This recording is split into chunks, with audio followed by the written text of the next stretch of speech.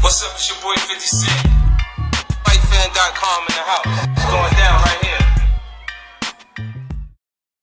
We're FightFan.com. Ace Freeman and Joe Bruiser here with the Canadian Power Hour with Canadian boxing guru Russ Anber. Russ, how are things? I'm good, guys. Yourself? Yeah, doing well. The summer went by really quick. So I'll ask you about Andre Ward and Chad Dawson, a light heavyweight champion versus the super middleweight champion, essentially. Do you feel that this fight is maybe flying under the radar a little bit in terms of the attention that it's getting?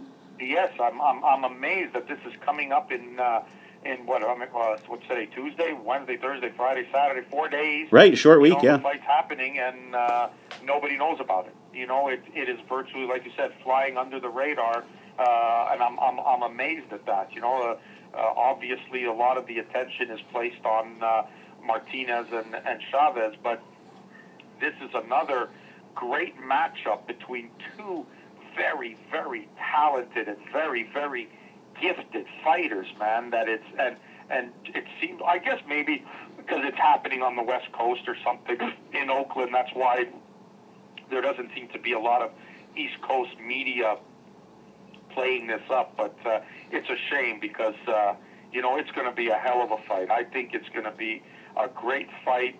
Maybe not necessarily in terms of a rock 'em, sock 'em, knock 'em down, punch out affair, but it's going to be such a great artistic chess match, you know, between two guys who are so talented that to me it's going to be like a purist type fight. You know, it's like watching a great pitcher pitch a great baseball game. There might not be a lot of action, but boy, he's just pitching a gem. I'm really excited that you said that. That pretty much sums up my thoughts exactly. Because I've heard a few people say, "Oh man, that's going to be a bit of a boring fight. I'm not too excited about that one." But I just thought, from a purist point of view, and the technical matchup in that, it couldn't be a more attractive matchup in that regard.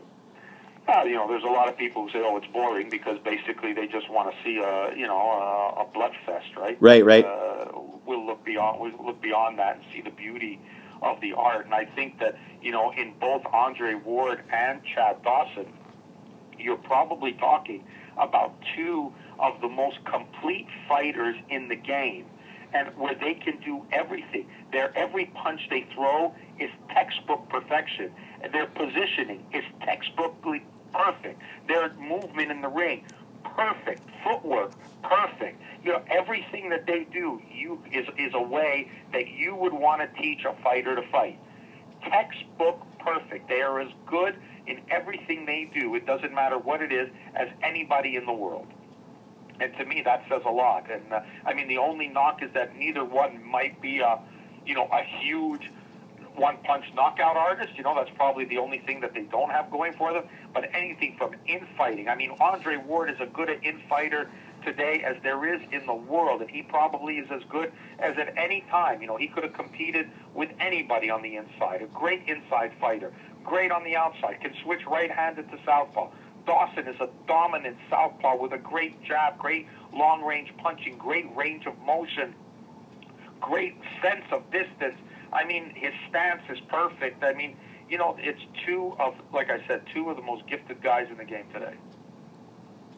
Andre Ward went from being kind of a highly regarded prospect before the Super 6 tournament to, you know, pretty much the undisputed champ at 168.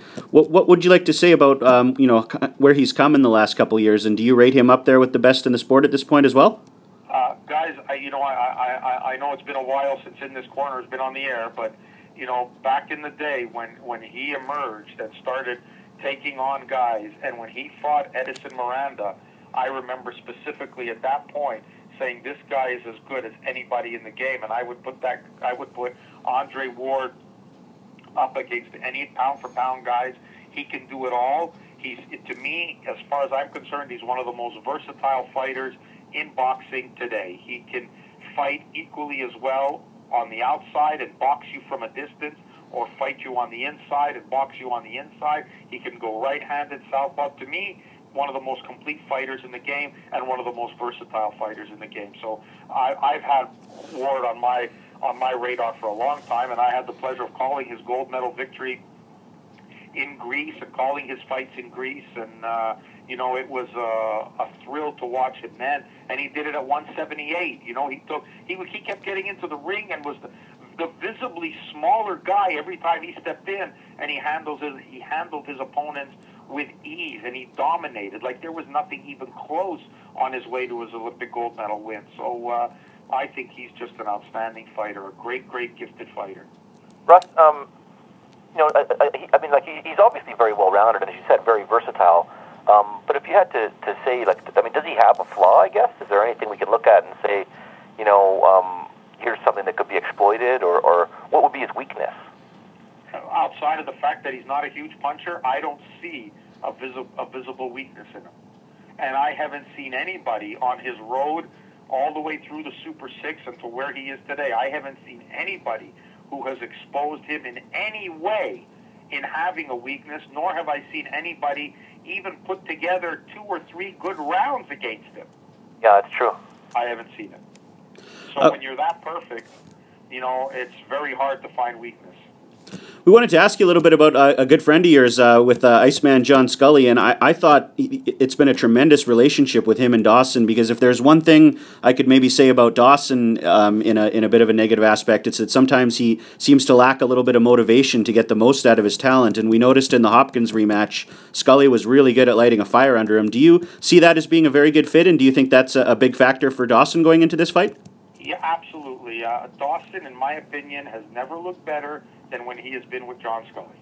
And you can go back to the amateur days of that. I mean, every time he has looked great or dominant has been when he was when he has been trained by Scully. So I think if there's one guy that can get the job done, and if you've got any hope of doing it against somebody like Ward, being with Scully was his chance. And if he's able to use, first of all, if Dawson is able to still be strong after coming down from 75 to 68, and I don't care what anybody says about how easy it is, and he's making weight and he has no problem. I know Chad Dawson. I've seen him up close and personal. He was here in Montreal when he fought Jean Pascal. I know just how massive this guy is. He is a big light heavyweight. He is as big a light heavyweight as you could have, and he is ripped and muscular, and he's got a waist the size of your girlfriend's. I mean, he is so cut. It's ridiculous. Coming down to 68, I don't care what anybody says, cannot be easy for him. If he does have the strength, if he does have the conditioning, and to be, after losing that weight, to carry the 168. He has the style that could give Andre Ward problems because he can box with Andre Ward. And he can prevent Andre Ward from trying to get on the inside because he's that good and that skillful. He's the one guy who has a shot at not necessarily exploiting a weakness in Ward, but nullifying his strengths.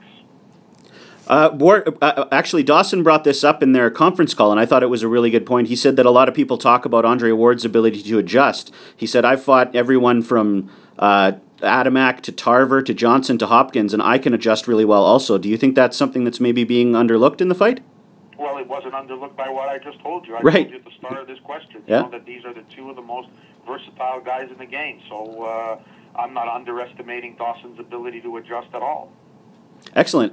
And in terms of, do you think their height and reach play a big advantage for Dawson if he elects to box from the outside, kind of like you mentioned, and preventing Ward from getting inside? Is that sort of a big natural thing that he has going for him in this fight? Well, that's why I said, it might not necessarily be exploiting a weakness of Andre Ward, but it certainly has he certainly has the possibilities of nullifying the strengths. And he's big. He's strong. He has a long range. He's a southpaw. He's fast. Stuff. I'm sorry? I said he's fast. He's fast. He's got respectable power. I think probably the only knock you could really give against Chad Dawson is that there are times in fights where it looks like he could be so much busier, throw so many more punches, raise his intensity level so much more, and he often doesn't do that. That would be the only knock right now that I could say against Chad Dawson.